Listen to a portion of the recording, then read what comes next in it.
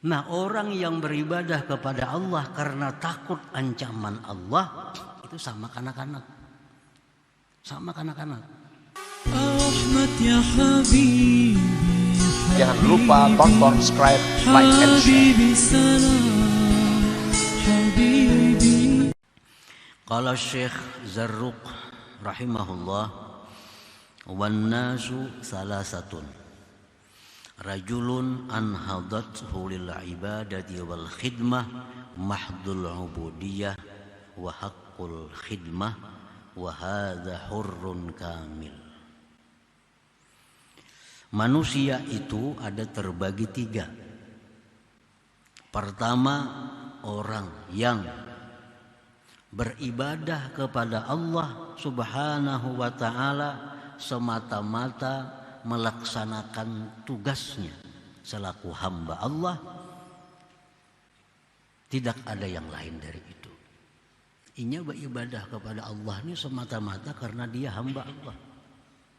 Dia yang dicipta oleh Allah, dia yang dipelihara oleh Allah, dia yang diberi rezeki oleh Allah, lalu dia mesti beribadah kepada Allah tanpa memandang kiri kanan, surga neraka. Dia beribadah semata-mata karena Allah. Nah, inilah orang yang merdeka, yang sempurna. Orang semacam inilah yang akan diberi Allah halawatul ibadah, manisnya ibadah itu. Nah, macam ini. Orang ini yang mendapatkan nikmatnya berzikir, nikmatnya baca Quran, nikmatnya sembahyang, karena dia merasa bahwa dia itu adalah melaksanakan kewajiban, melaksanakan hak kehambaannya kepada Allah Subhanahu wa ta'ala. Orang nang kada sarana diwajibkan, ibaratnya kada diwajibkan tetapnya sembahyang zuhur, asar, maghrib, isya, tetap berzakat, tetap puasa, walaupun kada diwajibkan oleh Allah. Karena dia melakukan itu bukan karena wajib, tapi karena merasa harus melakukan itu karena dia hamba Allah. Andai kata Allah kada mengancam, tetap dilaksanakannya. Allah kada memberi iming-iming, tetap dilaksanakannya. Nah, ini orang yang hurrun kamil, orang yang merdeka, yang sempurna itu. Nyaba zakat memang karena ini harus berzakat. Kada perlu takut dengan neraka, menghadap surga. Ini adalah haknya sebagai hamba Allah. Nah, kalau kita bisa demikian, kita akan diberi Allah nikmatul ibadah, kenikmatan ibadah, lazzatul ibadah, kelezatan ibadah. Nah, disitulah orang-orang yang sembahyang malam 100 rakaat, sembahyang malam ada yang 500 rakaat, sembahyang malam ada yang lebih. Nah, karena mereka rasa nikmat, rasa lezat melakukan itu. Yang kedua, warajulun anhadathu laha husnuha aw husnu man nusibat lahu wa huwa muamilun biha.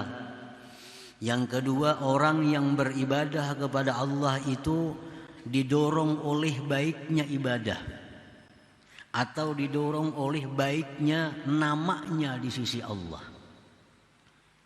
Nya rajin beribadah kepada Allah, bersemangat beribadah kepada Allah karena menjaga namanya di sisi Allah.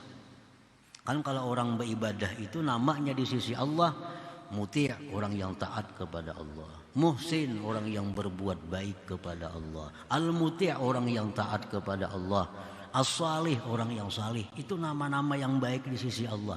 Nah, dia melakukan ibadah itu untuk menjaga nama itu.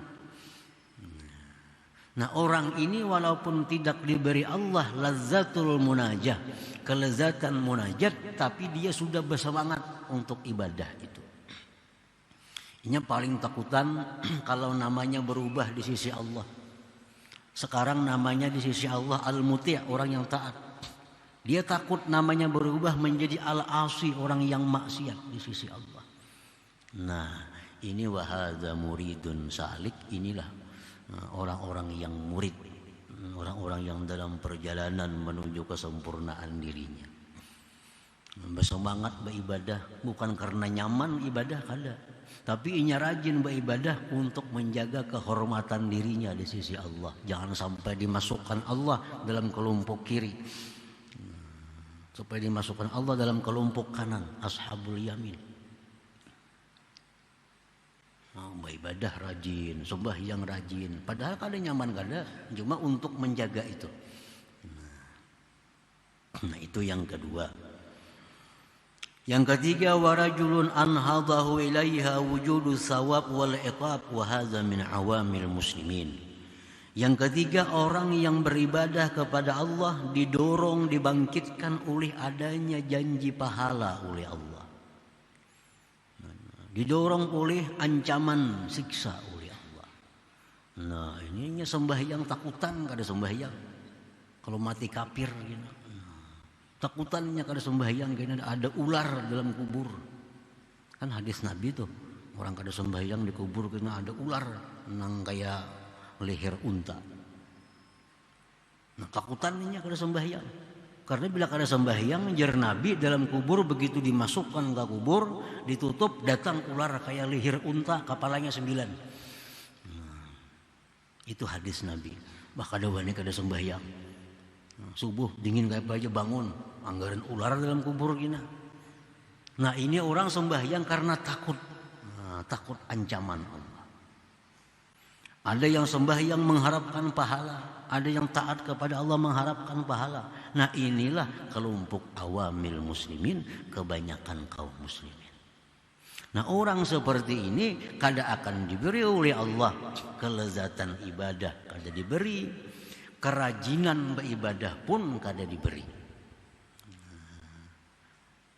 Menguliat sembahyang, jauh lawan rajin, jauh lawan bersemangat. Kenapa? Ketakutan aja sembahyangnya nih. Karena orang semacam ini kada akan diberi Allah semangat ibadah, apalagi manisnya ibadah. Orang yang sembahyang beribadah karena takut lawan neraka, karena mengharap surga. Orang seperti ini kada diberi Allah sesuatu yang berharga di sisi Allah, seperti lezatnya munajah itu berharga di sisi Allah. Semangat rajin ibadah kada diberi Allah. Orang yang merasa kewajibannya itu adalah samuan merasa lapah. Nah sembahyang lapah, hanya 5 rakaat sudah awak. Berat sembahyang itu. Ya kayaknya kada wajib nih kada sembahyang. Jadi jauh lawan bersemangat, apalagi lezat. Allah kada akan memberi itu.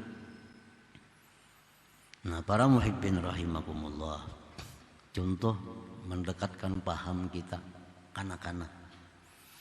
Nah kanak-kanak ini sakit nih, garing. Langkuitan ini meminumi obat, nah, supaya sihat. Anak-anak ini supaya sihat diminumi obat. Diiming-imingi, maka ikam nakai biar minum obat kena diberi ini, diberi itu, supaya mau minum obat. Si kanak-kanak nih kadang mau juainya dirimpung, kanakan mamanya abahnya memasung supaya minum obat. Padahal supaya sihat nih kanak-kanak nih supaya sihat. Bila kada dirimpung maka hanyar kau minum obat. Nah itu kanak-kanak. Nah kanak-kanak seperti itu maulah kuitannya orang tuanya memberi yang berharga. Maulah menunjuki permata berlian. Nah pakai ikam pada mau lo. Ini kanak-kanak minum obat jadi paksa.